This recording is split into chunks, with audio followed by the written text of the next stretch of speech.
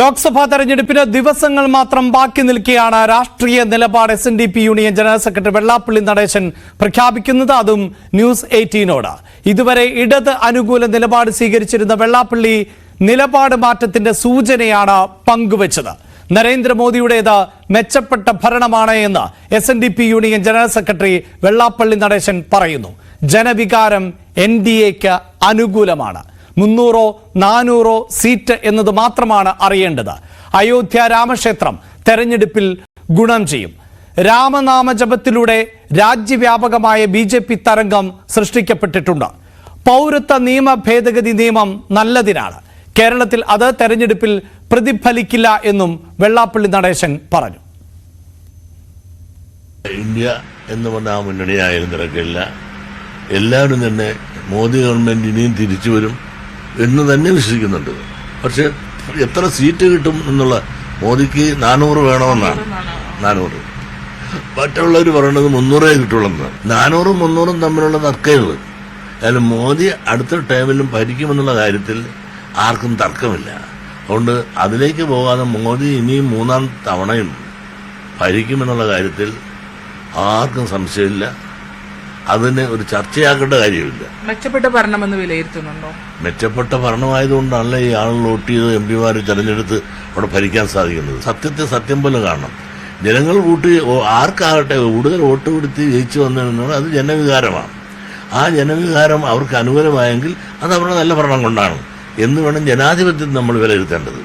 ഈ കേന്ദ്ര സംസ്ഥാന സർക്കാരിന്റെ കാര്യങ്ങൾ വിലയിരുത്തുമ്പോൾ അത്തരത്തിൽ ഇത്തവണത്തെ തെരഞ്ഞെടുപ്പിലേക്ക് പോകുമ്പോൾ NDAക്ക് എന്തൊക്കെ കാര്യങ്ങൾ ഗുണം ചെയ്യും? ഇപ്പോൾ അയോധ്യയിലെ രാമക്ഷേത്രം വന്നു, CA പോലുള്ള കാര്യങ്ങൾ വന്നു, പൗരത്വ ഭേദഗതി അടക്കമുള്ള കാര്യങ്ങൾ വന്നു.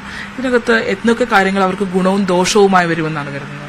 കാരണം ഇതെല്ലാം അവർക്ക് ഗുണകരമായിട്ടില്ല. അയോധ്യ പ്രശ്നങ്ങളെല്ലാം വലിയൊരു ഹിന്ദു വികാരം ഉണ്ടാക്കാനും, പ്രത്യേകിച്ച് നിങ്ങളെല്ലാം അറിയാലോ, നമ്മളെല്ലാം രാവിലെ എഴുന്നേൽക്കുമ്പോൾ പണ്ട് നമ്മുടെ അമ്മമാരെ വിളിച്ചിട്ട് സന്ധ്യാനാമം രാമനാമം ജപിക്കാനല്ലേ പറയണത്. ആ രാമനെ തള്ളി പറയണമെന്ന് പറഞ്ഞാൽ ഒരു ഹിന്ദുവിനും സാധിക്കുന്ന കാര്യമാണോ? പിന്നെ നമ്മൾ വലിയ ദേശീയതയും ആദർശവും പറഞ്ഞുകൊണ്ട് ഞങ്ങൾ ഹിന്ദുക്കൾ വല്ലതും വേണമെങ്കിൽ പറയാം ഞങ്ങൾ രാമനാരും അല്ലെന്ന്. പക്ഷേ എൻ്റെ ഉള്ളിലെല്ലാം രാമൻ കിടപ്പുണ്ട്. അതുകൊണ്ട് രാമനാമം ജപിക്കുക, ആ രാമനെ പ്രചരിപ്പിക്കുക, ആ ആശയം പ്രചരിപ്പിച്ചപ്പോൾ ആ രാമക്ഷേത്രത്തിലൂടെ ഒരു ഹിന്ദു വിഭാഗത്തിന് വളരെ കൺസോൾട്ടേഷനും അത് BJPക്ക് അനുകൂലമായ ഒരു തരംഗങ്ങൾ സൃഷ്ടിക്കാൻ സാധിക്കുകയും ചെയ്തിട്ടുണ്ട് ഇന്ത്യ മുഴുവൻ. ഇത് യാതൊരു സംശയമില്ല. അതിനെ ആക്ഷേപിച്ചിട്ട് എന്താ കാര്യം? ഉള്ളത് പറയുകയല്ലേ നല്ലത്. പൗരത്വ ഭേദഗതി അടക്കമുള്ള കാര്യങ്ങൾ അത് എങ്ങനെയാണ് നോക്കിക്കാണുന്നത്? പൗരത്വ ഭേദഗതി ഈ പൗരത്വ ഭേദഗതി വെച്ചാൽ ഈ സ്വദേശ അതിനെപ്പറ്റി പലരും പല രീതിയിൽ പറയുന്നുണ്ട്. ഒരു കാരണവശാലും നടത്താൻ പാടില്ല എന്നും നടത്തുന്നതുകൊണ്ട് ദോഷമില്ലെന്നും പരസ്പരം പലതും പറയുന്നുണ്ട്. ആ ഭേദഗതിയുടെ അന്തസത്ത ഞാൻ വേണ്ടത്ര പഠിച്ചിട്ടില്ല. അത് വിദേശികൾക്ക് അല്ലെങ്കിൽ അന്യ സംസ്ഥാനത്തിന് പാകിസ്ഥാൻകാർക്കും ബംഗാളുകാർക്കും ഇവിടെ കയറി അംഗത്വം സ്വീകരിച്ചുകൊണ്ട് ഇന്ത്യൻ ജനാധിപത്യത്തെ വോട്ട് കൊണ്ട് ഹൈജാക്ക് ചെയ്യാനുള്ള അവസരം ഇല്ലാതാക്കുന്ന ഒരു നിയമമാണ് അതെങ്കിൽ അത് നല്ലത് തന്നെയാണ്. പക്ഷേ അതിന് എതിർക്കേണ്ട കാര്യമില്ല. ഇവിടുത്തെ ഇന്ത്യയിൽ ഉള്ള പൗരന്മാരുടെ പൗരത്വത്തെപ്പറ്റി ആരും ആക്ഷേപിക്കുന്നില്ല, അതിനാരും എതിർക്കുന്നില്ല. ഈ രാമക്ഷേത്രം അടക്കമുള്ള വിഷയങ്ങളെ ഉത്തരേന്ത്യൻ സംസ്ഥാനങ്ങളിലൊക്കെ വലിയ വോട്ടിംഗ് പാറ്റേണിലൊക്കെ മാറ്റം വരുത്തുമെങ്കിൽ അത് കേരളത്തിൽ പ്രതിഫലിക്കുമെന്ന് തോന്നുന്നുണ്ടോ? കേരളത്തിൽ അത്തരം പ്രതിഫലിക്കരുത്, എന്നാലും ചെറുതായി പ്രതിഫലിച്ചിട്ടുണ്ട്. കാരണം ഈശ്വരവിശ്വാസത്തിന്റെ പേര് നോക്കിയാൽ വടക്കേ ഇന്ത്യയിൽ ഈശ്വരവിശ്വാസം നമ്മളെക്കാൾ വളരെ കൂടുതലാണ്. രാമനായാലും കൃഷ്ണനായാലും അതുപോലെ ഗോക്കളായാലും പശുക്കളെ ദൈവമായിട്ടല്ല ഇവിടെ കാണുന്നത്. നമ്മളിവിടെ ദൈവമായിട്ട് കാണുന്നില്ല. അങ്ങനെ ഈ ആത്മീയപരമായ ചിന്ത അല്ലെങ്കിൽ ഈശ്വര വിചാരം ഇന്നത്തെക്കാളും കൂടിയിട്ടുള്ളൊരു സ്ഥലമാണ് വടക്കേ ഇന്ത്യ. അത്തരം തെക്കേ ഇന്ത്യയില്ല. ആ തെക്കേ ഇന്ത്യ ഇല്ലാത്തതുകൊണ്ടാണ് നമുക്ക് അത്തരം വികാരം ഇല്ലാത്തത്.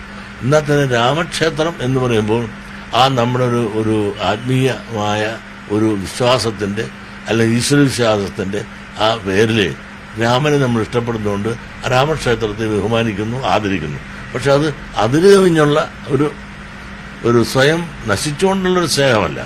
അത് ഹൃദയത്തിൽ നിന്നുള്ള ഈശ്വര വിശ്വാസത്തിന്റെ പേരിലുള്ള ആ സ്നേഹവും അർപ്പണ മനോഭാവവും നമ്മുടെ കേരളത്തിലുള്ളവർക്കുണ്ട്. അത് മുഴുവൻ ആ പേര് വെച്ചുകൊണ്ട് അത് വോട്ട് ബാങ്കൊക്കെ നോക്കുമെന്ന് ചോദിച്ചാൽ അത് മുഴുവനായി സാധിക്കില്ല, കുറേയൊക്കെ BJPക്ക് സാധിച്ചിട്ടുണ്ട് താനും. ആലപ്പുഴയിലെ BJP സ്ഥാനാർത്ഥിയോടുള്ള SNDPയുടെ നിലപാട് എന്താണ്? LDF സ്ഥാനാർത്ഥി നിർണയത്തെ സംബന്ധിച്ച വെള്ളാപ്പള്ളി നടേശന്റെ പ്രതികരണം എന്താണ്? ഇതെല്ലാം സുദീർഘമായി തന്നെ വെള്ളാപ്പള്ളി നടേശൻ ന്യൂസ് 18നോട് പറയുന്നുണ്ട്. ഞങ്ങളുടെ പ്രതിനിധി ശരണ്യ സ്നേഹജനാണ് വെള്ളാപ്പള്ളി നടേശനുമായി അഭിമുഖം നടത്തിയത്. അതിലേക്ക്